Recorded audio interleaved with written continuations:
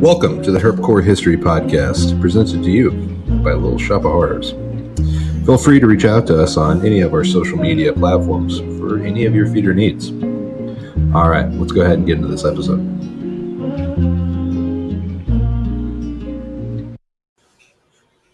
All right. What's up, Ed? How's it going? Not much, man. How you doing? I'm doing all right, man. Just a day at work, and then now here to do this. See how this goes. Same thing. Figuring it out. Just did 10 hours in the Texas heat construction. I'm loving it. There you go. Never stops. Yeah. The grind. All right. So this is Adam Krick's going to be here tonight with us and or with me, and this was my snake hunt partner. Is one of the first people to ever take me out west, or the first person to ever take me out in West Texas and get out there and do that. So he was the one that got me hooked on that. He also earlier worked at the pet shop that I ended up working at for 10 years. He was there before me, and we were both the shop bitches. So over time, that's right. I mean, essentially, right? True that. Yeah, those are some good times, and yeah, there's crazy. And then even after the fact, we still stick with it. Yeah, well, there you go, man. You're addicted to it now, you know. There you go. Oh well. Yeah. So, I mean, this is a question that I haven't really asked you, and maybe we have talked about it, but I don't think so.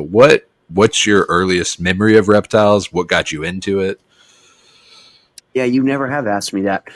My earliest memory was when I would, my mom would pick me up from the babysitters that was across town, and there was it was a feed store called TJ Feeds, and you'd go in there, and they had a monkey, and a giant Nile monitor, and you just walk around and see the garter snakes and the boas, and I was just that was it. I was all about snakes, and from probably 7 or 8 years old on, I was busting balls to get a snake, and my parents were like, no, that is not going to happen. There is no chance in hell of that happening. And it was to the point, it was so bad that I would basically make my mom stop at that TJ Feeds probably 2 to 3 times a week when she'd pick us up, just so I could go in there and look at all the animals like it was a petting zoo. I'm sure everybody there probably hated me because I was that annoying little kid. You know, we know the annoying little kid in the pet store. Yeah. I was that kid, and so I would go in there and look at all the stuff. Now they let me have birds, and I had mice and fish, and I had every single animal except reptiles. But they were dead set against me keeping snakes. They didn't want anything to do with it. So. That was in California. So then we had moved to Texas, and I guess for some reason at like 15 years old, kind of thought I was going to get into what you were doing right now. And I just decided like, hey, I'm going to make some money and I'm going to breed some rats, and I could sell these rats and, thinking like a kid, I'll get extra cash. I'm all entrepreneur and all this. So I got rats and I kept in my parents' garage I don't know how they put up with this crap because it smelled, and I bred them and all that. And I went around town to pet stores, and nobody was interested. They were just like, nope. And now I'm sitting here with these rats, and I'm like, I don't know what to do with this stuff, So I went to this pet store. It's gone now, called Malawi Cove, and they basically specialize in African cichlid fish and lots of reptiles. It was a real shithole. It was the kind of place that was you see dead animals in, and it had a funk you wouldn't believe. But I went in there and thought I'd try to sell some rats, and no interest. Walked out. Next thing I knew, this guy followed me. He said, "Hey, you got rats for sale?" I said, "Yeah." And he said, "How many?" I said, "Right now, I think I have about 35 or 40. And he said, "I'll take every one." And I said, "Really?" He said, "Yeah." And he goes, "From now on," I'll take everything you got whenever you got it. I don't care. You just call me and I'll take it. He goes, "I got a big collection of reptiles and I'm always looking for rats." So from that day forward, this was my go-to guy. His name was Rick. And he was a co-owner in the pet store in the beginning, but at that point they hadn't had a pet store yet. But so I started selling all this stuff to him, and I was selling all the rats and everything to him.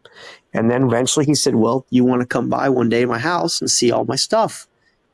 And I was like, well, hell yeah. He's telling me about these giant berms he's got, which we're talking about back in I'm guessing 90, 91, somewhere around there. So berms were the thing, man. Big snakes, berms, rock pythons, retics, big boas. That's what everybody was into, So I went over there and checked out his stuff, and I was just blown away. I mean, the guy's got 15-foot, berms all over the place, 12-foot berms, 6 and 7-foot boas, and I'm like, this guy's my new hero. Little did I know, I'll get to that later, but at the time I was like, this guy's he's my new hero. And he's like, hey, whenever you want to come over or whatever, if you want to, help me clean or whatever. And I'm like, I don't care. I'll get knee deep in shit. I am just wanting to get experience in dealing with reptiles. And so I'd go over there, and he basically used me as a janitorial bitch, but I didn't care. I'm cleaning up human-sized shit from these berms and getting to watch them eat rabbits, and I just thought this was the greatest thing in the history of the world. So I would literally go over after school on a Friday, and sometimes I would be there till midnight. I remember my mom would drop me off, and he would bring me home. It'd be midnight, 1 o'clock sometimes, and we're just over there because this guy, we're talking, had a collection of big snakes, and that's a lot of big mess, and I'd go with him to the rabbit breeder and pick up rabbits. I mean, this guy became a really good friend of mine, so I thought at the time. But anyway, so kind of doing all this stuff, and finally I convinced my parents at 16. I was like, I got to get a snake. And finally they gave in, and they let me get my first snake, a Colombian boa. And after that, it was done. I asked for one more. I got another Colombian. And after that, there was no more asking. I was just moving stuff in and out of my house, free will. And they didn't have much say in it anymore. So once I broke the seal, it was over with. Yeah, you skip that stage real quick, you know what I mean, where normally there's the build up, and then over time they just kind of, you break them down. But on number 2, you were like, fuck it, here we go. Yeah, we're getting everything. That was it. After that, I was like, nope, bringing cow kings in today. Okay, we're going to try this, and I'm going to do that. And no, try leopard geckos for a minute, and just, it just started slow rolling into all that stuff. And then, at this point, this guy and another guy that we still know to this day opened a pet store, and I started working there for the both of them. And so basically I would work weekends, just do Friday or just Saturday, Sunday, and I would go in there and clean all the reptiles, and mostly cleaning the rats and rabbits and all that stuff. But I was just in awe, so I was all for it, and it was fun. It was interesting to see the old school days. I mean, the things that we got for nothing. I mean, Euromastics for $7-8, ball pythons, they were buying 500 at a time for $5 a piece. There was a downside to a lot of the really raunchy wild caught stuff that would come in, and we just had such a high dead loss, which was pretty crappy back then. But just the prices on stuff compared to nowadays. I think when I kind of got jumping ahead here back into looking at reptiles, that you remember when I told you that I was just in shock at the prices, because from what I remembered, it blew me away. They were 4 or 5 times as much as they were, when I kind of got out for the while that I did. And, it was kind of an eye-opening experience, but, But that's something that's also kind of interesting, is because if you look at old price lists of stuff, there has been changes in some things, you know what I mean? Like stuff we can't get. And I'm not sure what an import baby ball python goes for nowadays, but it's still, I don't think it's much more than $20 or whatever. But I would say things like the Euromastics at $8 a piece. And now seeing that, a lot of those don't even import anymore. They're, 400, 500, things like that, Yeah, and like I say, stuff that you just can't get anymore. A lot of it is just out. Like anacondas were, they were, I think Yeah, $50. Rock python's one of the worst. $20 a piece for an African rock python. Now they're $500 for a normal or morph market. Yeah. And with anacondas, what they're going for, between $1,200 to $1,500. I mean, back in the day, retics, junk, you could get them all day long for $25.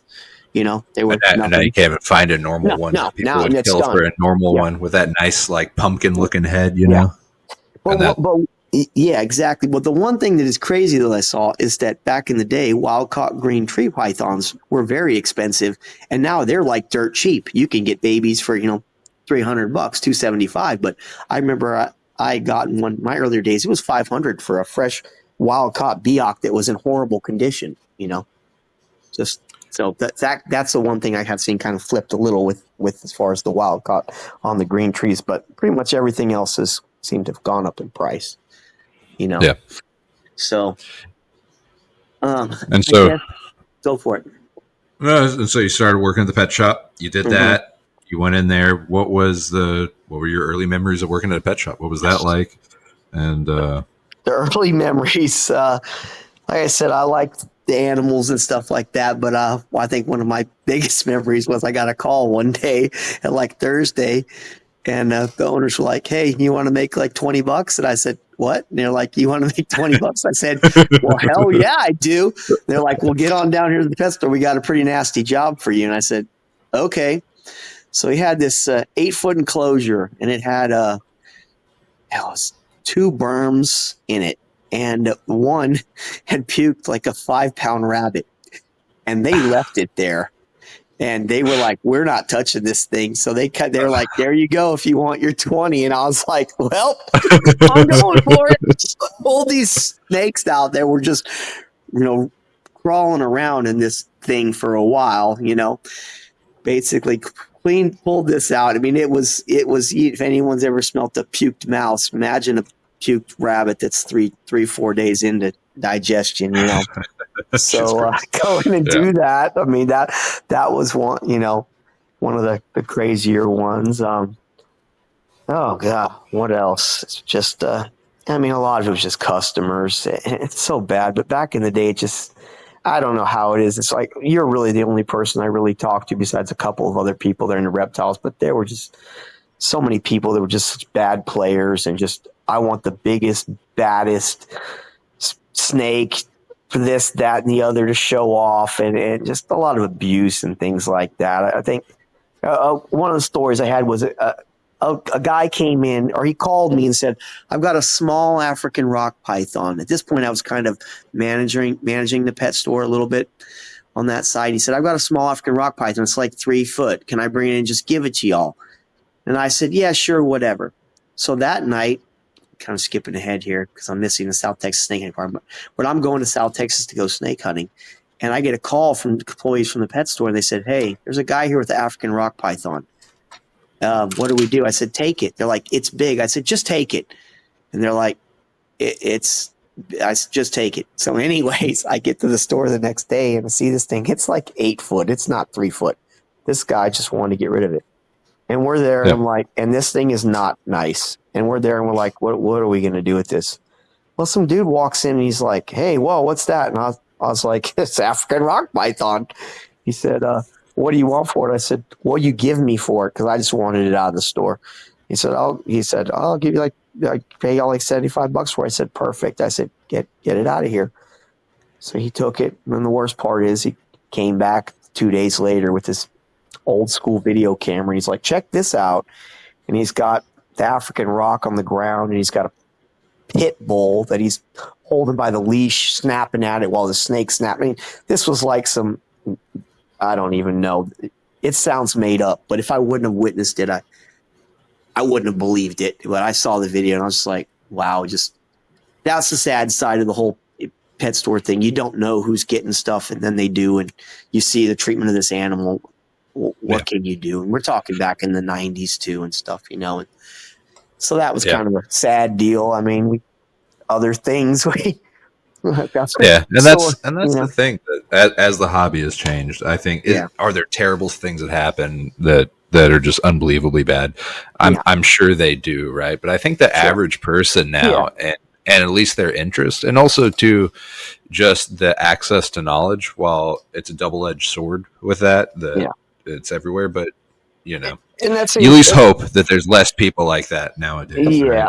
I I think haven't ran into that, but that is the downside to a pet shop. You I know, definitely think there's definitely, it has changed, and I think a lot of my stories, probably the ones I remember the most, are probably the negative ones over the good ones. You kind of remember that. I just remember iguanas being the throwaway pet. People would just come in and be like, my kid wants a lizard. Okay, well, you really need all this for that. Nah, that's not happening. And you know that, you try, but what are you going to do? So, yeah. but And I will say something yeah, too that's changed that I don't think it was, and again, why when I was looking at my options in life and what I wanted to do, I didn't go, oh hey, I'm going to breed reptiles, because I never wanted to have to sell a reptile to somebody that I didn't want to. And I've noticed yeah, there's a couple shops that I work with, and one in particular is they don't sell pet reptiles at all for yeah, that exact reason, right? yeah, And I think that's interesting. I think that there's different markets there, and there's different kind of routes to take, but to take that stance and go, hey, there's already plenty of places selling reptiles. We are just going to educate our customers that come to us, and we're not going to sell pet reptiles because we don't want to deal with it. I think it's pretty interesting. I never thought of yeah. that as a thing you could do, but of course you can, and it Yeah. works for That that them. that definitely the customer side. I mean, another story that we had. I mean, we had one summer where we were selling the ball pythons for $25 a piece. That we had, I think, 7 cooked in about a month, where people had literally bought them, left them in the car, gone to the grocery store, and then came back and demanded their money back because they can't believe their snake died in the car.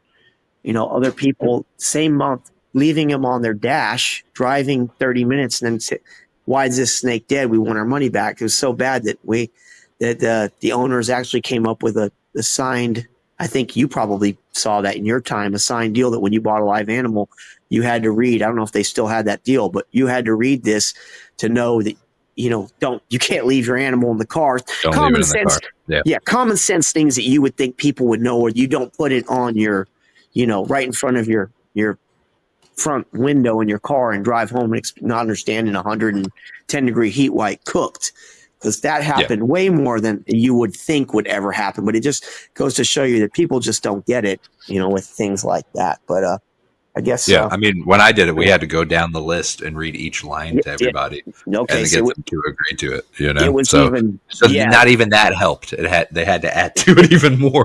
So we gave the deal, said here, read it, signs. But yeah, no, you're right. You can pick. I guess they got progressively, more aware, because people come back, they're angry, and they're like, I remember one we had, it was I can't remember if it was a California king snake, but we'd had the snake for 2 years, 2 years in the store.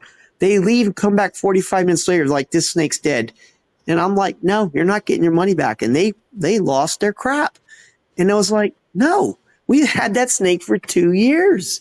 I mean, it was almost a pet mascot. And they killed it in 45 minutes. I'm like, there's only one way you could do it. You cooked it. But, I mean, I guess another story. This is an interesting one. So we used to have this, they had a Jackson chameleon, and we let it run loose in the store. We had all these electrical wires hanging down from the ceiling to all the light cables to all these cages and stuff. And this thing would just hang out there, and you go free to crickets and all this. It was there forever. And one day we walk in, or didn't walk in, but we're there, and we're getting ready to close. And we're like, hey, where's the chameleon? Because we'd put him up at night. Oh, couldn't find him. It's gone. Well, next thing we know, the next day, these 2 kids walk in the store. Well, not really kids, about 16, 17. Hey, I got this lizard that's got these horns, and what does it eat? And I knew right off the bat. I said, these guys stole our chameleon. I knew it. So, I mean, I kid you not, the nerve of these people, but I knew, So about that goes on. They buy feeders for about 2 weeks, and we're just like waiting.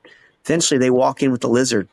They had the nerve to try to sell it back to us. And the only reason that we knew it was the same one is because it was, I'm guessing at this time back then, probably wild caughts from Hawaii or whatever. And it had a small scar above its eye. We knew right off the bat, and the owner called them out on it. And they what, told him, you leave it here, or you need to get the hell out of here, But that was a crazy one. Where, people just how dumb are people, Yeah. It's just, Yeah. First rule to people: people suck. yeah, that's it, man. But yeah, I What just go for it. what so to kind of change the subject a bit. Yeah. What was your first snake hunting trip? My And first snake hunting trip was with that guy Rick, and he said, "Hey," he goes, "Have you ever been snake hunting?" It's like, well, of course not. I'm like 16 years old. I have no clue. He goes, "We're going to go down to South Texas." And I said, "Okay." And I was like, "I have no clue what we're doing." He goes, "It's going to be south of Tilden." Back then, everybody hunted Highway 16, and the big road everyone hunted was 624. And so he said, "I'm going to take you down there. We're going to do that." So we go down there. First time out, I'm just like, okay. And my first night, I see a few atrox, diamondback rattlesnakes, and I see catch two of the biggest glossies to this day in my life, and two of the biggest long nose. Definitely the biggest long nose I've ever seen to this day in my life. And I was hooked. And he was telling me that this wasn't even a good night. I was blown away. I was just like, this is it. If I could do this every day, I'm down for it. So we get these, glossies and long nose, and there's another deal about back in the olden days. So the deal was, it's like, okay, we got these snakes. Well, we got it, we're going to use to pay for gas money. So you go take them and sell them, which back in the day was very normal. Now nowadays that's unheard of. You're a piece of crap. But that was just the way it was back then. And I was like, oh, okay. So I went around, tried to peddle in the pet stores. Nobody wanted them. And I think I went to the first San Antonio reptile meeting. I can't even remember what the club or whatever. And I met a guy there, and he bought them. And then I guess he thought he was going to flip them real quick, and he couldn't. And he had the nerve to call me back and demand his money back because he couldn't get rid of them. And I said, well, I don't know what to tell you. You bought them off me. They're alive. What did I do? So I'm a kid. I was, at this point, I think 16. I was like, what do you want me to do about it? I think it's sold for like $10 a piece. It was nothing, But yeah, that's kind of one of those deals where you look back, hindsight 2020, that you just go, what were we thinking? What were we doing? But everybody did it, and it was just got to pay for my gas. yeah. It's But also too, you got to think yeah, you're a kid. Your mentor that's bringing yeah, you into it, sure, saying, "Hey, this is what we do." Like, why are you going hmm, to think anything different? You're just going to yeah, go with the flow. yeah. And So yeah, the kind of deal. And I was like, okay, so, so after that, I mean, I was going down there with them when the weather was decent, at least once a week. And when summer kicked in, if the weather was good, we could sometimes be down there 2 to 3 times a week. Cause this guy at this point, he still wasn't part of the pet store. So he had no job. He was claiming disability. So this tells you this guy, you know, he's he's got some stuff going on. I mean, he's working the system. He's definitely an old school reptile guy, the scuzzy ones back in the day. I mean, no doubt, picture perfect old school scuzz bucket reptile guy. yeah, So going down with him, and all this, and we're just going down there, and crazy nights back then. You're seeing, I mean, back in those days, we're talking in 91 to see 35 atrox in a night, and a few emerys, 5-10 garter snakes, a long nose, a glossy, a couple bull snakes. That was not a big deal. That was, that was like, oh, okay, kind of cool deal. Never saw a milk snake with the guy. That's what we were down there for. But, we'd go down there. Of course, you have your crap nights. We'd go down there and see 2 snakes. But if the weather was right, there was no people down there back then. There was no fracking industry back then. So once the lights went out, all you had was the locals. And you're talking about towns of a few hundred people we were around. Nobody's driving out there in the dark. So you pretty much had the road to yourself. It was great, We were road cruising, because that's what you did back then. And as far as definitely in South Texas, that's still kind of the norm down there. There's a lot of people that do flipping, but we were just doing all road cruising, and it was, it was fun. I liked it, and all that good stuff, and got to see a lot of cool stuff. I saw a big 7-foot alligator once, that apparently a guy came and got me. There was another hunter said, you want to check this out on the side of the road? We just watched it get high centered by a car. And I said, well, let's go check it out. He's like, yeah, I think it's dead. We dragged it off the road. And I was like, okay, well, I go over there to look at it. It wasn't dead. So I was on the tail end, but this thing definitely wasn't dead. And I was like, okay. You know, that was a good kind of crazy deal that happened down there. But yeah, I mean, it was fun and all that. But like I said, this guy was hunting with a million times and never caught a milk snake or anything with him. And I was like, how many times can we go down here and not catch a milk snake? You know, so I guess. Well, did you know when you get into alternate, how many times can you go? A million times. Yeah, we'll get into that. Yeah, but so anyways, I ended up. I guess I kind of jumped ahead with the pet store thing, but at this point, I got to meet this guy's partner, this guy Rick's partner, and kind of realized pretty quick that this dude was kind of knew his shit a little bit more, was a little more, definitely more up to game and smarter and more reputable kind of dude. So they ended up getting the pet store, and I ended up working for them and everything, and kind of realized real quick that the guy who I thought was my mentor was kind of a sham and a real good bullshitter, and kind of a little bit of a con man. I got to see him sell a few sick reptiles that he knew were ill, trying to make money, and yeah, I didn't really care for that. You know, that was kind of crappy, but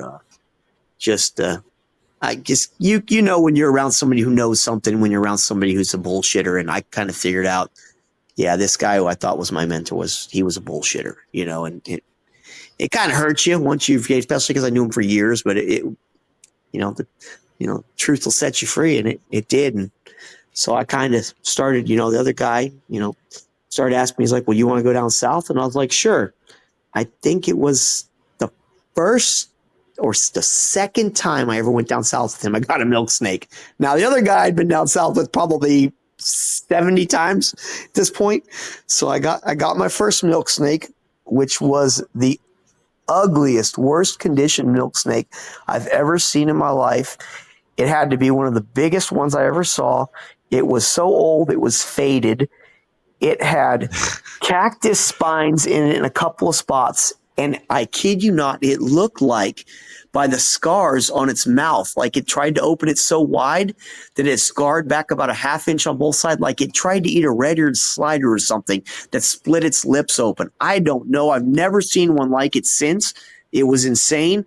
And the guy I was with was like, you have to let that go, right? And I was like, what? He's like, you got to let that go. And I was like, oh, come on, man. He goes, let that go. And I was like, okay, fine. So my first Mexican milk snake, I let go 30 minutes after I caught it because he's like, we can't bring that back.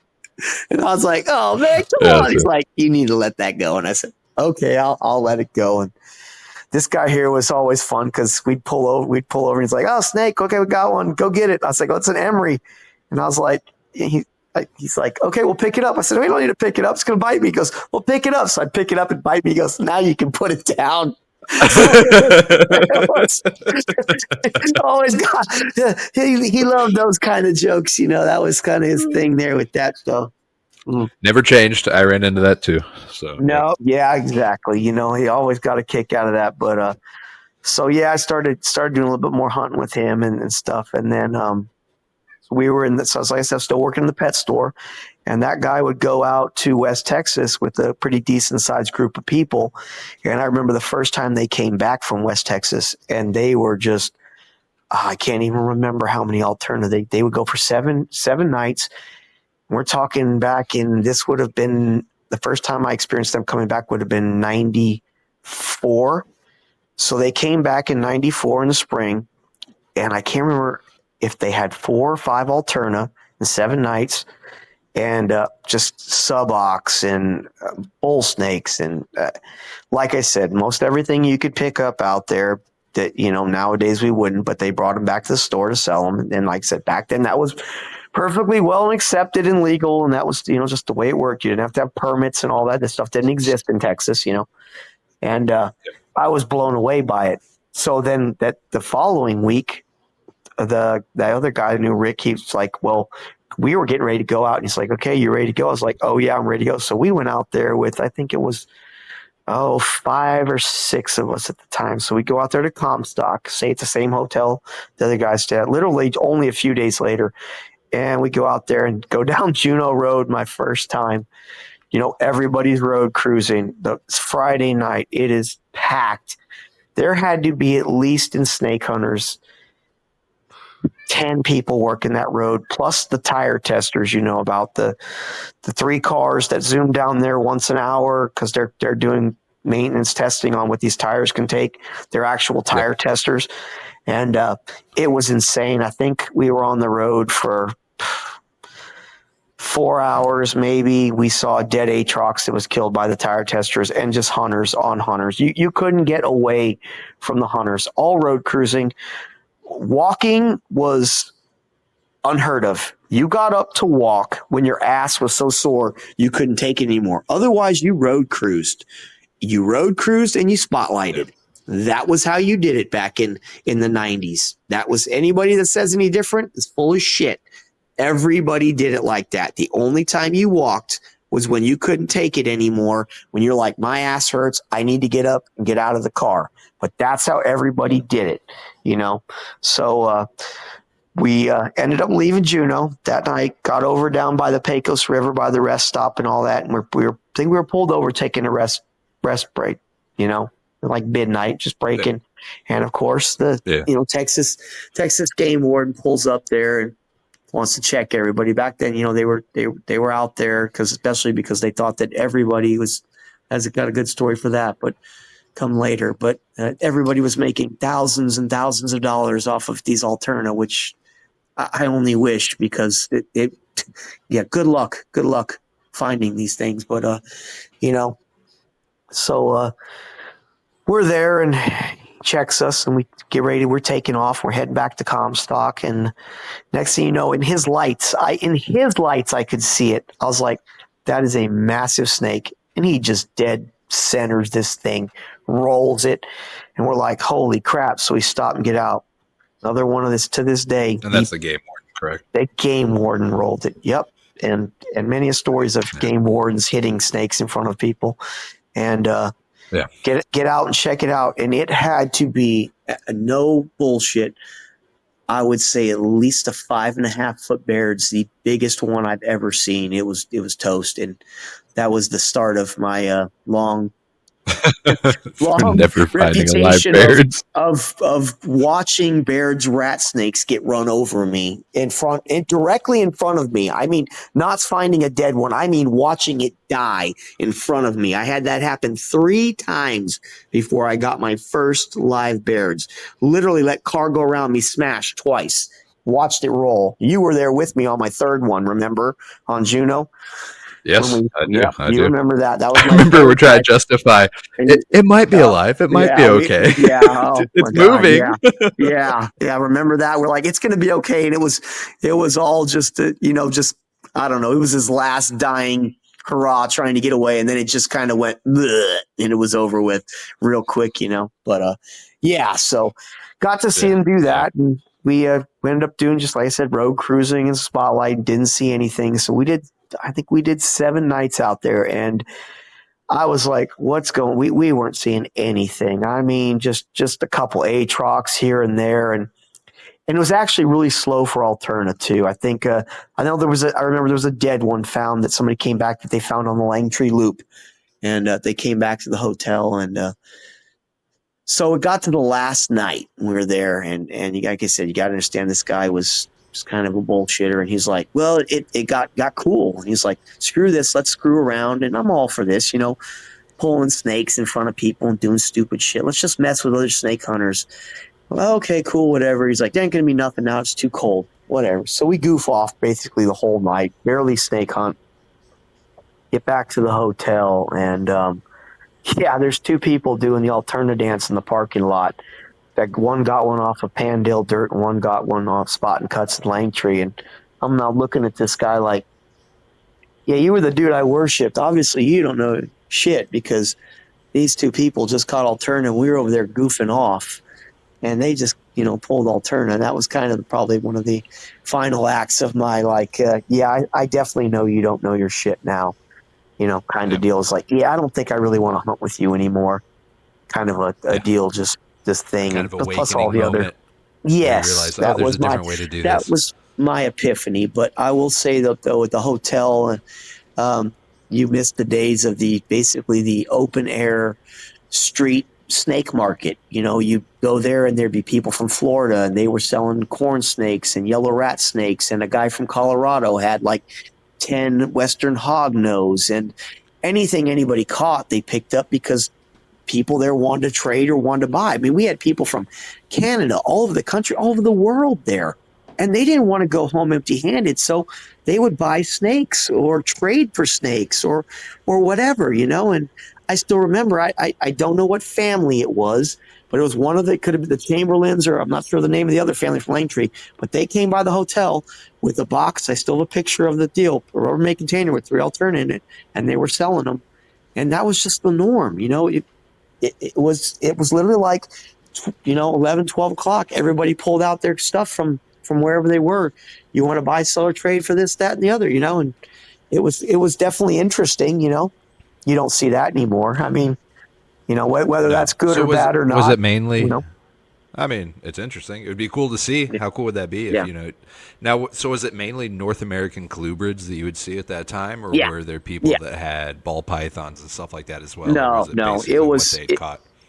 Yeah, it was all stuff that basically people had caught, and a lot of them snake hunted on their way to West Texas. So if they were coming from Miami, they kind of did some snake hunt on the way and they stuff. Or a guy from Colorado would just do around his house, did catching Western hognose and stuff. But yeah, I never saw any exotic stuff. It was all just native North American stuff.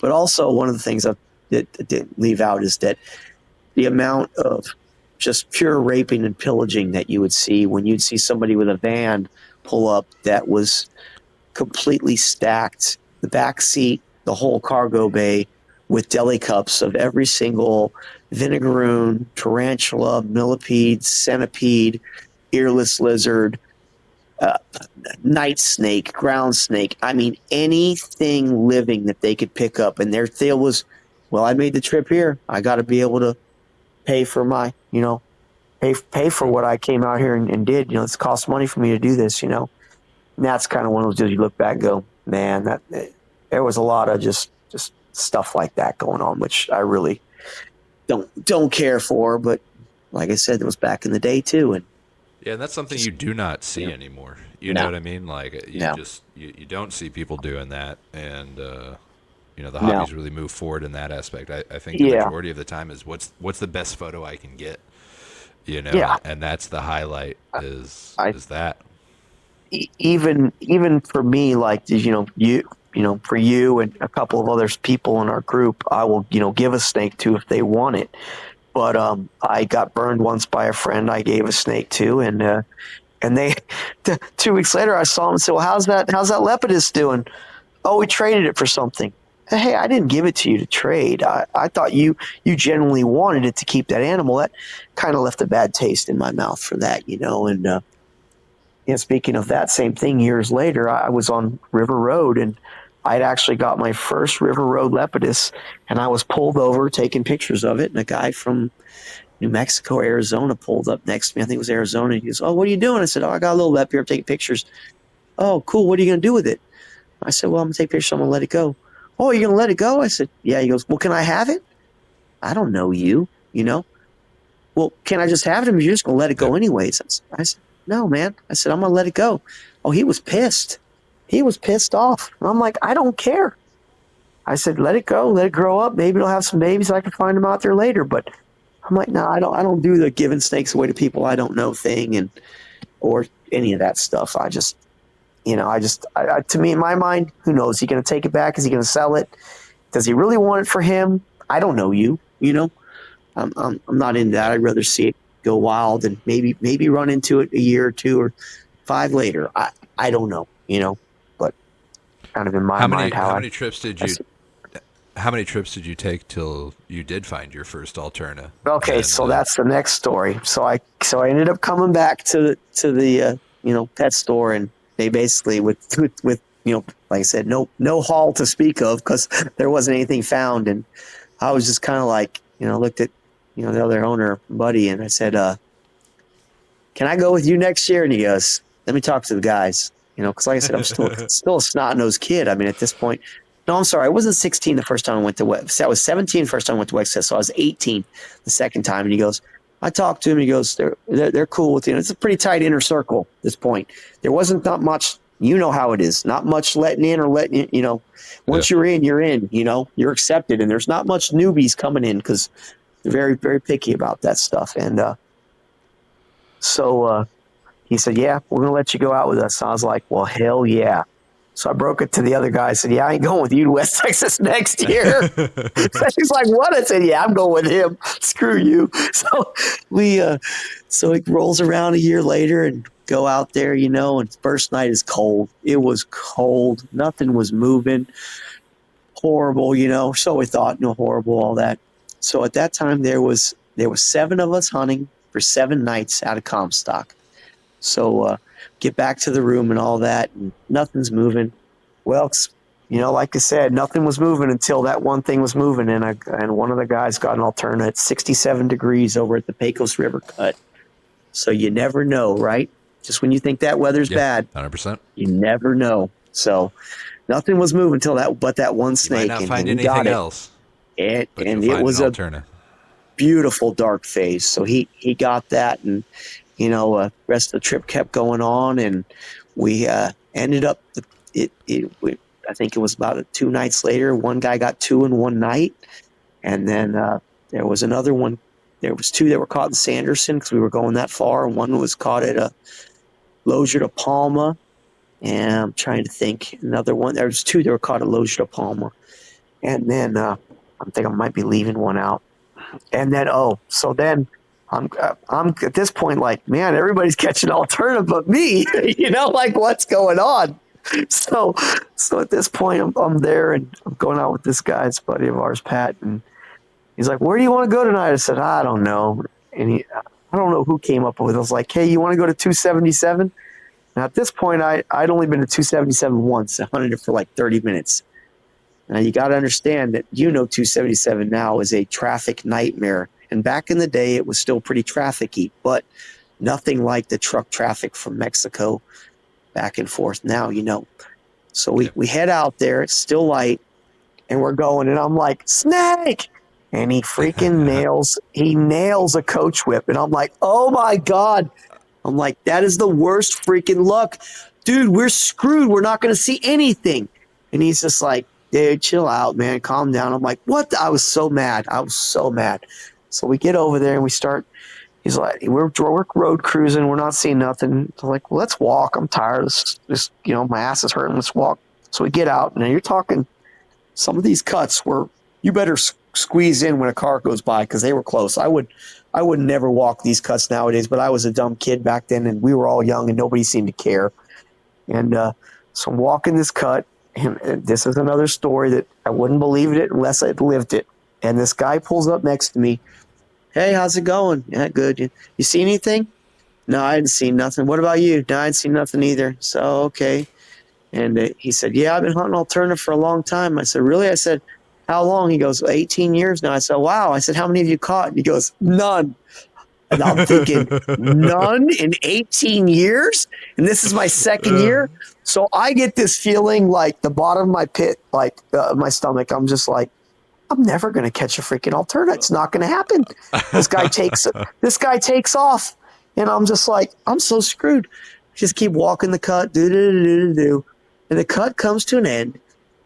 And the grass was tall. It had rained a bunch, so it was tall. But I could see there was kind of a pile of rocks, basically overburden, from the cut that they blasted and thrown aside. And I was like, well, let's just go take a look. And I kid you not, it was about a 4-foot round circle of overburden, grass 2 feet high around it.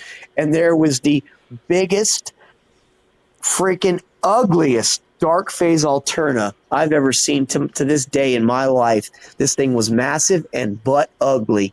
And I was like, oh my God. And I got this freaking massive alterna. I'm like, and it happened literally 5 minutes after this guy told me he hadn't seen alterna in 18 years of hunting. And I'm like, but that's how it works. You just never know. And I could have turned around at the end of the cut, but I was like, something told me, check out that little pile. And I did. And it was there. And then that whole night, after that, we ended up heading back. Everybody was hunting Juneau. And we headed back, and I got a giant suboc right at a Loma Alta between the giant cuts, the massive double deckers, and that was the night. 2 snakes. So you never know. They didn't really. I think none of them really saw anything on Juneau. So that trip, we ended up totaling 7 guys, 7 nights, 7 alterna. So it was insane. It was nuts. You don't really hear days like that now. No, I mean it was. Yeah, I mean this was 95 at that time, and it was nuts. You know, it was crazy, and that started my long journey to these can't be that hard to find. You could still wake me up to this day because by far I am no alterna finding badass. You've got me smoked on that. I mean, I've only found 4 to this day. I know where to put myself, but somebody seems to always beat me to the cut by 5 minutes. I've lost 3 now by 5 minutes. So we've definitely ran up before and been like, what the hell? I just got one. Like, huh? Well, at least we know where we need to be. Yeah. So I kind of, so that came back from that year, and I was like, oh yeah, I'm going with y'all forever. That's this is it, you know. And it was insane. It was a good deal. And then we ended up going on a trip. I think we ended up going on a trip to Baja, California, for hunting for algama, the San Pedro Mountain king snakes. Yeah. So 1 second. So your mic broke up there for a second. So just to clarify. Okay. So you ended up going out to a trip to Baja, Mexico. Baja California, into Mexico to go looking for algama, San Pedro Mountain king snakes. So we're like, we're going to fly into San Diego. We're going to do all this stuff. A couple of the guys, 2 of the guys lived in California. They met us down there. We drove down there. I mean, it was crazy just going down dirt roads. No signage in Mexico. We were just kind of winging it, and we were supposed to end up in what you would call a national park down there. We couldn't find it. It was like 9:00 at night. We just pulled over onto some, I'm guessing it was some private land. We don't even know what it was, and we set up tents because we didn't know where we were because it was you couldn't find anything, and so we set up tents, and it gets cold there at night, and so we're there, and we end up going snake hunting. Me and the owner of the pet store, the guy who took me out the good trip out west, and me and him are walking around. We both flip a huge rock together, and we get an algama. Yeah, awesome, perfect bands, no crisscross, beautiful. Well, they're probably the best one I've ever seen to this day. And saw some other stuff. There were 3 algama found in total, and the biggest thing we saw were night snakes and Southern Pacific rattlesnakes were everywhere. But it was awesome trip, but really cool going down there. And I've never done any out of the country snake hunting since then. And, interesting deal. Yeah, that's always a dream to go down there. But now, now it just seems scary. And the spots we want to go to are the spots you probably don't want to be at, so it's just I don't. You don't go? I don't know about that, but so then I think we ended up doing another trip out west. We did like a fall trip. I don't think this was like a year time later, and really didn't see much and kind of deal. And then after that, it kind of people's lives caught up with them. We had a couple guys in California and a few guys here. It was kind of spread out. People had things going on, so it kind of died down with the kind of going out with the group for a while there, And I kind of I had my collection at home at this point. What was I doing? I was real big into Honduran milk snakes. Blonde Trans-Pecos rat snakes, normal Trans-Pecos rat snakes, Baja Gophers. What else did I have? I had a bunch of, I had like San Bernardino Mountain King snakes, and then I had some captive born algama king snakes. Nothing from the trip. And what did I think I might have had a coastal mountain king snake too. Oh, and Noblekai. Back then, Noblekai are nothing now. I bought my first 2-year-old Noblekai for $750 back in '95. So that would probably be like $1,200 today for a Chihuahuan Mountain King snake, which was pretty big money for a 18-year-old kid, that was making $6 an hour back then. But I Do you was in remember love. I who was you like, got that animal from? I got that animal. I actually got a pair from Tim Gebhardt. He actually drove to the pet store. Over at He knew, Vivid. yes, over at Vivid. Yes, so he came to the pet store. He delivered them. He knew one of the owners there, and he came up, and I think I bought also maybe a 6-month-old from him that I think was probably around $450 or $5. But still, just imagine being an 18-year-old kid making $6 an hour, blowing that kind of cash on snakes back then. It was a lot. It was a big step. Yeah. Yeah. So I had all that stuff, and I ended up breeding the Hondurans and the Subocs. Got blondes and het blondes and everything, and then I goofed up and kind of got a little bit of trouble with the law there for a minute, and kind of needed a lawyer, and realized that $6 an hour doesn't really pay for that too well, and the snakes had to go bye-bye to get me out of a bind, and I basically had a fire sale. I gave it away. It was horrible. Nobody in San Antonio would touch them. No, we're not interested in that kind of stuff. No, all the pet stores just wanted boas and ball pythons, and they weren't interested in any of that stuff, Yeah.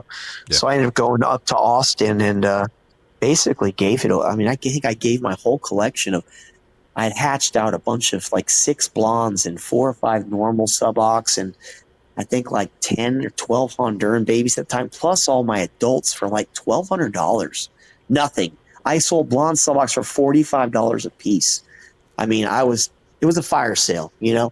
and I needed the money bad. So kind of deal. And also at this point, I kind of discovered I was a little bit more falling, getting more into the women's side than the reptile side. So it was probably kind of my way of working out of that too, and so forth. And, but yeah, that was that kind of. So you got the opportunity.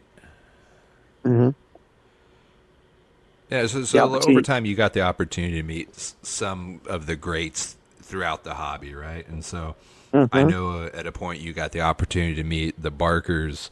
Oh, okay. Got We can to get check into out that. their facility, and Yes. I don't know where that kind of falls into the time line of all of this, but what do you remember from that, and what was that like? That would fall in. I'd had my crappy Oldsmobile Forenza, so it was back. That would be back when I got that when I was a senior in high school. So they knew the guy from the pet store had also bought a lot of berms from them. So they had done a lot of business with each other, and the Barkers lived out in Boerne, Texas. So it's not that far from where we are in San Antonio. So they would call the store about once a year because they would use these ceramic crocks. The old school ones, Lewis. They're brown on the outside with the blue on the inside. Well, so they would order these things, and they would order them from the pet store in the hundreds. And one day, the guys were like, "Hey, do you want to go up there and deliver them to them?" I'm like, "Do I want to go deliver them to them? Are you freaking kidding me? Like, I'd give my left nut to go up there to this people's place." He's like, "Well, we need to call and see if it's okay because they're very private." Which I get. They had very, very expensive snakes. We're talking back in the day when, crazy albino ball pythons, the prices were insane, and just they had a very exotic collection. And so they're like, "Yeah, he can come up. He's a good guy. Yeah, okay."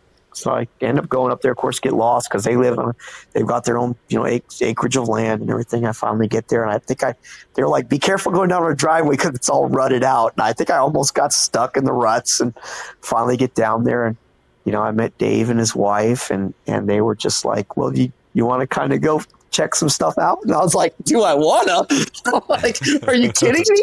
I'm like, "Hell yeah!" And they just started showing me around, and check this out and that, and that was the first time in my life I'd ever seen a northern white-lipped python, a D'Albert's, and I was blown away. I know now people are just like, whatever. You can get them on Morph Market all day long.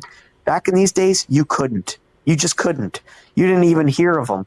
I was blown away. Insane blood pythons. I mean, they were getting the wild caughts that were just the stuff that, you know, the importers would call them because they knew they were something special because the colors were nuts. And, you know, seeing green tree pythons and, you know, I remember pulling up, they had half outdoor enclosure for the retics, and there's a 20-foot retic outside sunning itself on a branch, you know, and it was just, it was crazy. I was just like, wow, this is nuts, you know, and they were super, super cool people. I mean, couldn't be any nicer. And I think I ended up going up there probably about 3 more times. And the last, I'll regret this for the rest of my life. The last time that I went up, because when I would go, I was like, use me, abuse me. You want me to clean snakes? I don't care. And they were like, if you want to, we're all about it. So I'm like, I'm jumping in this cage. I don't give a shit. They're just like, okay, be careful with this one. And da-da-da-da. Okay, so we're in there doing all this stuff. So, you know, we go up there and bring the bowls and stuff, like I said, every once in a while. And they were like, hey, you're off for summer? And I was like, oh, yeah, I'm off for summer. They're like, well, if you want, you know, we can't really pay you, but we can give you credit on snakes. You want to come up here and, you know, help out during the week or whatever. And I said no. And to this day, I will kick myself in the ass for the rest of my life. The things I could have seen and learned, the value and knowledge that I screwed myself out of, because at that time, of course, I was very loyal. I worked at that pet store.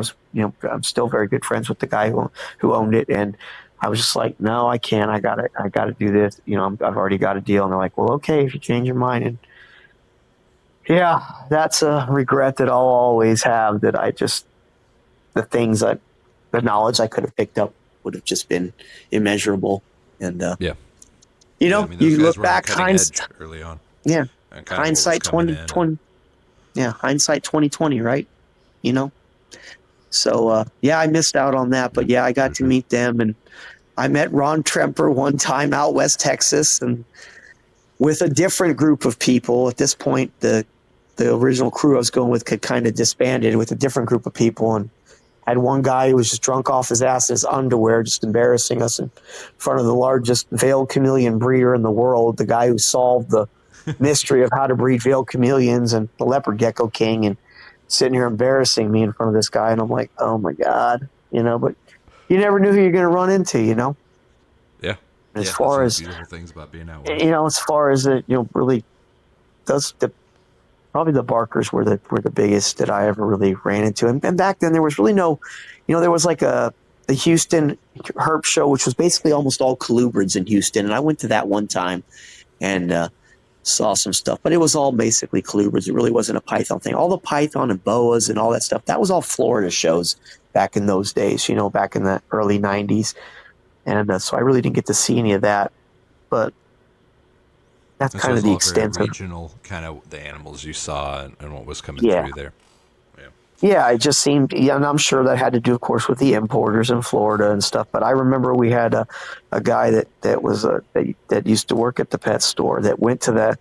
I can't remember which one it was back in the day. It was probably the one with the boa wrapped around the Florida deal. I'm not sure what the name of that show is, but he went there and he came back with Central American boas he bought for $10 a piece all day long. And I mean, the deals on stuff was just insane. You know, what he said, what the prices were. And I'm guessing this is a lot of the importers, you know, selling stuff. And like I said, I never got to see it, but I saw the animals when they came back and was kind of blown away by it. But yeah, that was crazy, some right? stuff.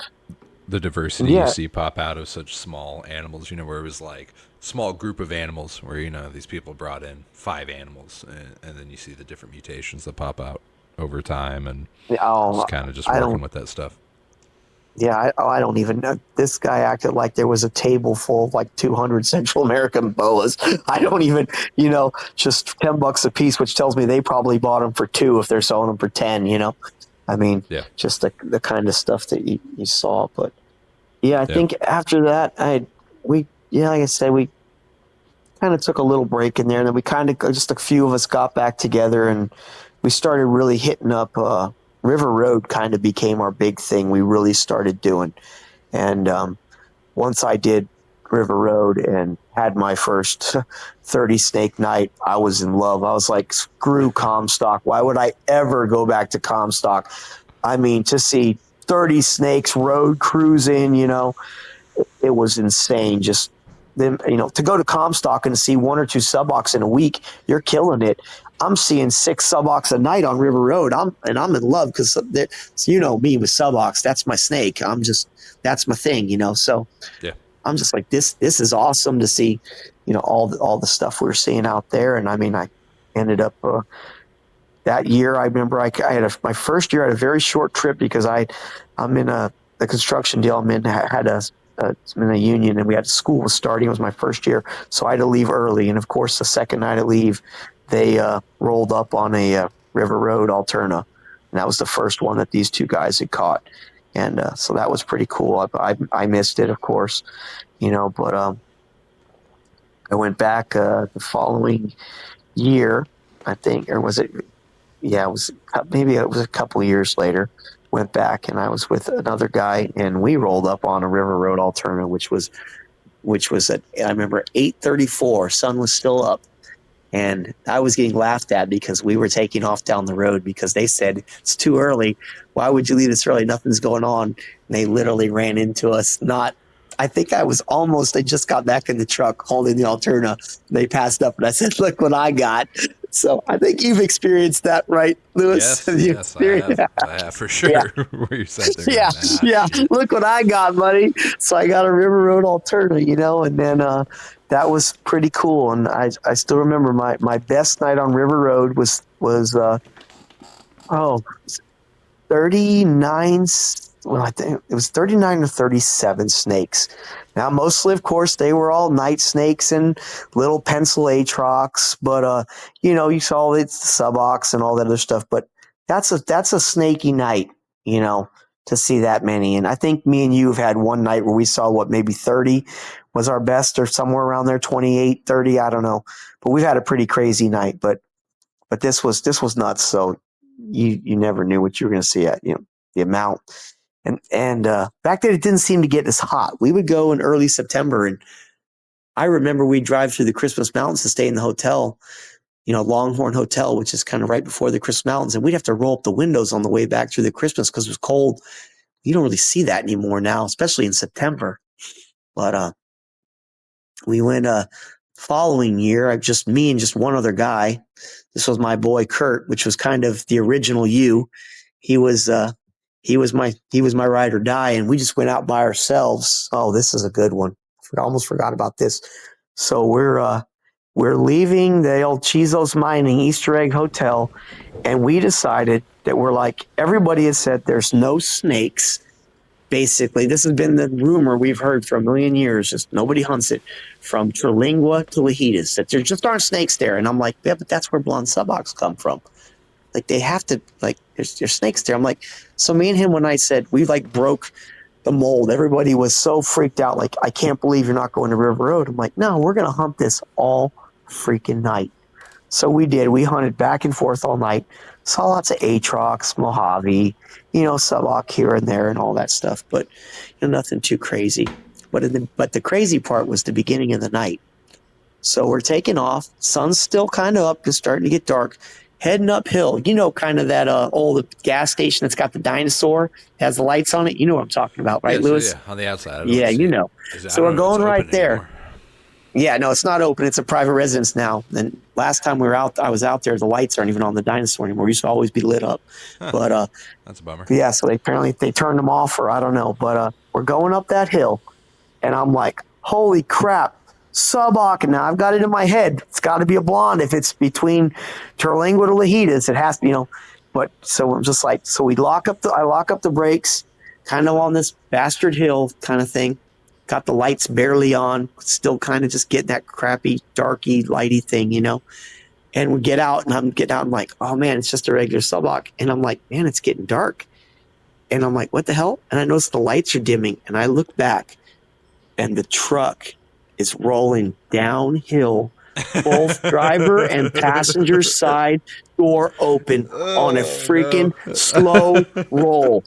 Holy shit. Me and Kurt are running.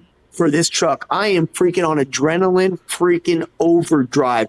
I grabbed the door, swung around like a freaking acrobat. To this day, I don't know how I did it. Got in there. He barely had the door, just trying to slow the truck down, like, which I don't think was doing anything. I get in there, I hit the brake, and I look back, and the back tire was literally about 4 feet from going off into like a gully to where I'm sure I would have died being in and out of the truck with the doors open, rolled over.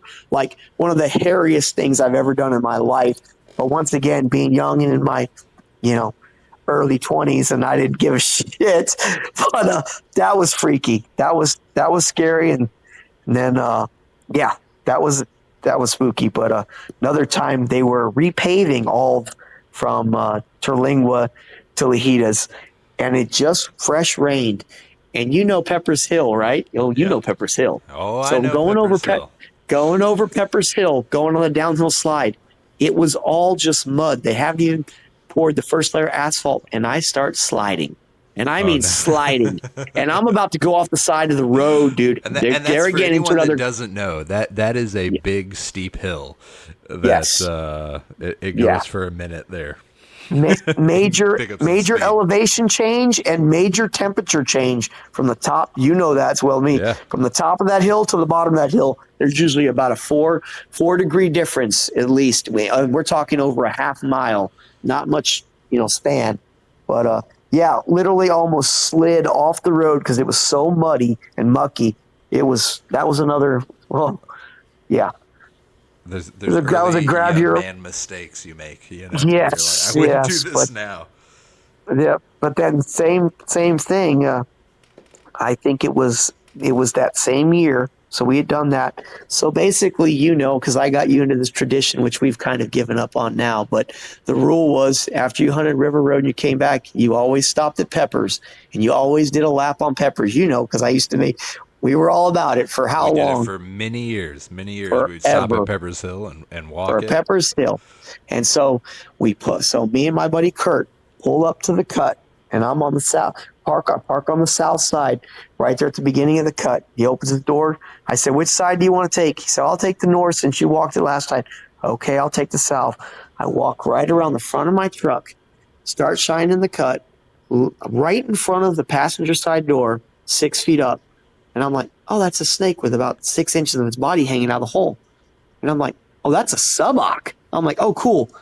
And then it clicked, and I said, "Where's the black stripes on its neck?" I said, "Holy shit, that's a blonde." I run up this hill, grab this thing behind its head. I've got it, and I'm screaming, "Kurt, get over here." This thing is backing out of my hand into a hole at the very top of the cut. And I'm like, "Oh my God, this thing's going to get away." He gets up there. He climbs on top of the cut, grabs this freaking rock and rips it up and pulls it up. And this thing was just going into a dead end hole, basically with some overburden that they threw on top of the cut that had dirt around it, and ripped this thing out. And that's my one and only blonde subbuck. I got a nice sub-adult that I gave to him, and he took home. That was a really cool moment. I was freaking out. I mean, and at that time, everybody was still in their head that blonde subbucks that was the holy grail. They were uncatchable. Like, no, they don't exist. There's just stories of them. And we both know nowadays, we've been out there and I've seen now 2 nights where 2 have been caught in one night. And, we've got a buddy that lives out there, and he told us he catches at least 1 a year religiously. So they're definitely not as rare as what were kind of led to believe, or just kind of the folklore. Said, I mean, too, the first trip that me and you ever went out there, we were discussing it, and one of the theories that had come up was, well, there's a lot of mercury in this area, so that's why you see that, so that was the mindset that was going on at that point, That was always a thing, was that because of the cinnabar ore that the mercury came from, that maybe that had something to do with, maybe the mice were eating it and somehow changed it. And I've heard that from the day I got into subocs and talking about that stuff, but who knows? But now we know. I mean, they're catching them on River Road, where they're catching them on is it 385? They're catching them on, you know of one that was caught on Highway 90 in Lemon Gap, correct? You were out there when that was caught, right? Down by Marathon, I'm pretty sure. Yeah. Caught in Christmas Mountains. I mean, I know I've heard of them caught in the park. So I think they're much more spread out than we kind of ever thought they are. So, yeah. You know. Yeah, to get to clarify, not caught in the park, but seen in the park. And that's one of those things where you see, and also, too, it makes perfect sense, right? If you think of evolution over time, you look at a blonde suboc compared to a normal suboc on that limestone. A blonde suboc looks pretty damn good. It's pretty hard to see on limestone. So why those animals would do so good, and why you'd see a proliferation of that genetic mutation, it makes perfect sense to me. They're blending in better than the normal suboc. Yeah, I mean, it would definitely not be a detriment to its living at all. I mean, there's nothing that's like red lights, hello, here I am, type thing. And you could, like you said, you could see that gene just being very, spreading out. It's only going to get more and more and more over time. The more, you're getting more hets. The hets, they're moving, they're traveling. And like we've seen studies, subocs travel a long distance and they move a lot. So that the gene spreading, if you get a male that travels, 15 miles to breed, and there you go, and they have babies and they travel 15 miles, and, you could see how it could spread very quickly, kind of deal. For sure. Especially with for it to keep moving. Yeah, especially with the amount of subocs that are down there around that area. There's just a ton of subocs. I mean, if somebody said, I want to see a suboc, then I'm like, you go into River Road. If that's your goal and you want to see one, you're going to River Road. I would think me and you both know places now where if you say, I like to see this, and of course there's no guarantees, but I would say as long as the weather was decent, I can almost bet you would find a blacktail here or a lepidus here or a desert king here or a freaking, whatever we have a pretty decent, a gopher snake here or a Mojave here, kind of deal now where you've got that. Like I said, weather of course has to be permitting. You can't say, hey, it's a 115-degree day, go here and you're going to find that. But if weather permitting, I could probably say, yeah, between this area to this area, I can almost bet if you did it for 3 nights, you're going to find a desert king, type deal. Or like me, have multiple trips where I found 2 desert kings in a night, in the same exact area. So still not found a live one. I have found a dead one in the same area for 4 years in a row. What are you up to? Six Alterna now, and no desert king. Yeah, I think I'd be okay with that because I think I'm up to like freaking 10 desert kings and 4 Alterna, and you know how many hours I put into Alterna hunting. So, I mean, my God, I'm so behind the 8 ball on that. So I say I love to hunt for them. I don't keep them, but I'm the thrill of the hunt. But I just, I just don't have the luck, with the deal. I've been there many, many times with you when you've caught them. I'm right there next to you. But like I said, rolled up on cuts and had 3 people catch them 5 minutes in front of me. I know where to put myself. I just don't seem to be able to grasp that last few minutes of, time. But it is what it is. It's the simulation we live in, right? That for some reason it's just not on your drop rate of what's going to happen. But put enough time in, you can't catch them in the room, and just keep putting that time in. I remember where are you now in the hobby, and kind of what are you keeping? What are you working towards? Well, now I literally just got back in during COVID because I was bored out of my mind. I guess in 2020 when it hit, had been thinking, I'd been thinking for years about kind of getting back into stuff, and then COVID hit, and I was like, okay, I have nothing to do. And I've always been, me, I've always been into green snakes that hang from trees. So I'm definitely into punishment. So I decided to go full balls out and go, emerald tree boas. And so let's get into that. So I listened to a bunch of podcasts and read what I could and all this stuff. And I went down to a pet store that's here in San Antonio that does I don't know if they do a lot of importing or if they're just flippers. I have no clue, but I saw them on Morph Market and they had an emerald tree boa, and I said, well, I'm going to go over there for $325. Of course, got a wild caught because in 2020 you couldn't find a captive born to save your life. I mean, it's even now it's very hard to find captive born. And went and got that and took it home and did the whole deal and thought, yeah, what's everybody crying about these wild caughts? Just nothing to these things, man. I got no problem. So round 2, I'm going to get me now it's time to get a female. So I get it from a place in New Jersey and they send it down. Of course, it comes real nice looking animal, comes loaded full of mites and treat all that and everything, eats, everything's good. I'm like, what's this? Everybody crying about regurg syndrome and avian chlamydia and cryptosporidium. But these animals are kicking ass for me. I don't know what they're crying about, you know? So I'm like, well, I've still been wanting to try to get some babies, but nobody will cut loose of any. Or if they are selling, they're selling kind of, you know, I'm guessing kind of like alternative people do with the cherry stuff. You'd be more head of that game, right? Kind of keeping it in-house with their buddies type thing. Yeah, of course. Yeah. Yep. That's the way it works. So, it's always been that way. Yeah. So I could, you know how it works. So I couldn't get anything there. So a couple of people said, well, just whenever in January and February, whenever they have babies, you know, wild caught imports come in or really, of course, they call them farm raised, which is bullshit. They're all basically born down there in Guyana or Suriname or born here at the importer. Well, just grab those. They'll be healthy and they'll be fine. Okay, cool. Now, at this point, I think it was about 2022. So COVID was still going and everybody was into reptiles because of boredom, and the price of these things went through the roof. I paid $1,000 a piece for 3 import baby wild caughts. Went over to the place and got them. Knew right off the bat, my sixth sense said don't buy them because they pulled out some tubs and I saw a baby that was in there with a puke deal. And I knew, I said, I shouldn't do this. And I'm like, well, what are the chances? Yeah, dummy. That's when you pull out the gun and shoot yourself in the head because you're playing Russian roulette at that point. Okay, so I get these things, I take them home. And I said, the only saving grace I have is I said, I'll keep all cleaning things, all tongs, all hooks, paper towels. Everything is separate. They're now in the snake room with my other snakes.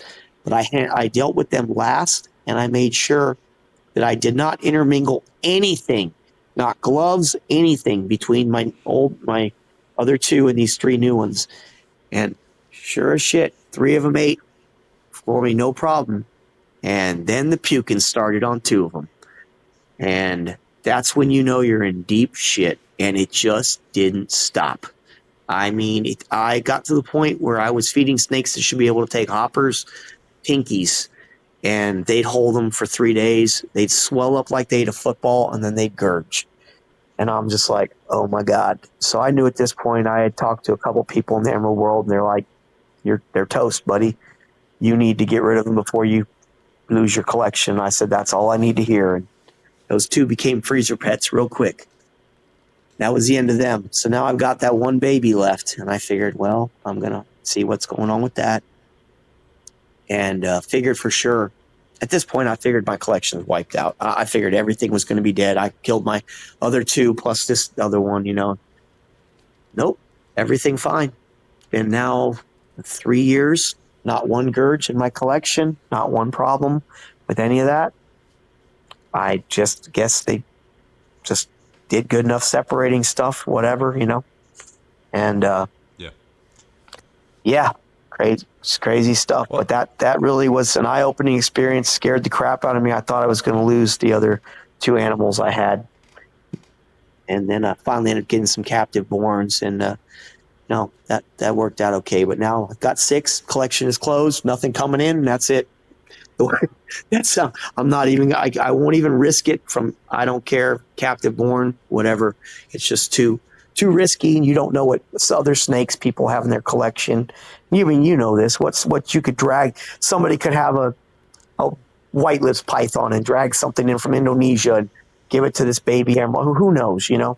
Yeah, you never know how that's going to I don't. affect the animals. They didn't evolve in that area. Yeah. And that's an upside and a downside to the modern hobby is that we're also interconnected. That you never know. You never know what's coming in, and you got to be careful with that. That's why. Yeah. That's why you should never release anything that has been in captivity ever. Definitely. That's another thing that back in the day we did too.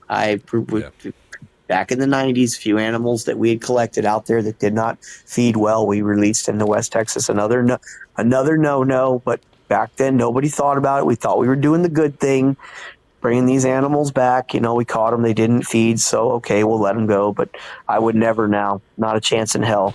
Once that animal... Well, that's something that just came with the hobby. You know what I mean? Whether you appreciate ball pythons or not, the money that ball pythons brought to the reptile community was something that had never been in it, right? You hear the stories of guys ripping refrigerators open and getting the heating elements out of there, and that's how they would heat their cages, or the DIY racks that people made. That's what it was back in the day. But again, whether we appreciate it or not, the ball python hobby came in and changed the landscape of what keeping reptiles was, and added a financial benefit to that testing, so that labs springed up because it made sense for them to do it. And now we're learning and finding more out about the animals that we keep. And overall, it's good. But at this point, it's so broad in what we're learning, what's relevant, what's not relevant. And we'll see over time, True. And speaking of ball pythons, like I was saying, back in the day when we had that importer would come to the pet store and sell 500 ball pythons at a time, we would get full striped ones and all these crazy looking colors and stuff, but we just thought, well, these are pretty ball pythons and these are ugly ball pythons. We never even suspected, but now you look at all this stuff.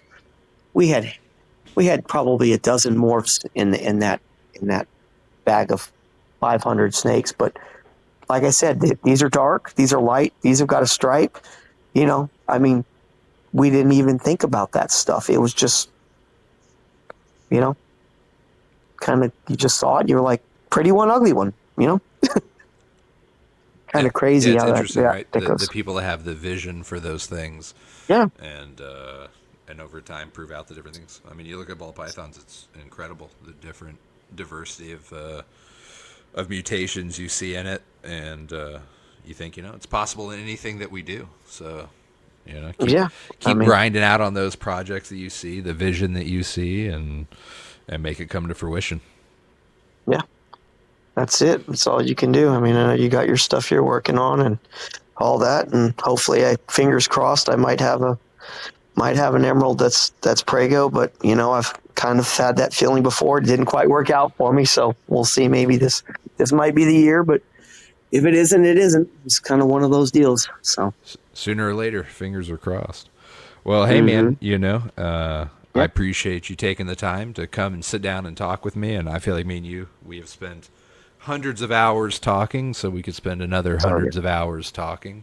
Sure. But I think we'll call it for tonight. Cool. And I appreciate your time, and I'm sure I'll have you back on in the future. So again, this was Adam Krick, my snake hunting partner, my mentor that took me out the first time to West Texas, and 17-year-old snot-nosed kid. and how my life changed. So thank you for taking the time to put up with me and teaching me how to do it, because it changed my life, and I appreciate you, and I appreciate the time as we've spent together for sure. No problem. It's been a pleasure, man. It's always been fun. You have a good night, and I'm sure we'll talk real soon. Oh yeah, brother, man. I'll catch you later. Okay, man. Talk to you later. Bye. Let me zoom out on you here. Okay, you got a message for the time capsule? Yeah, and it's simply this. My prediction for you is that even though you'll forget all about this in some way consciously, next summer at about this time, you'll remember to return.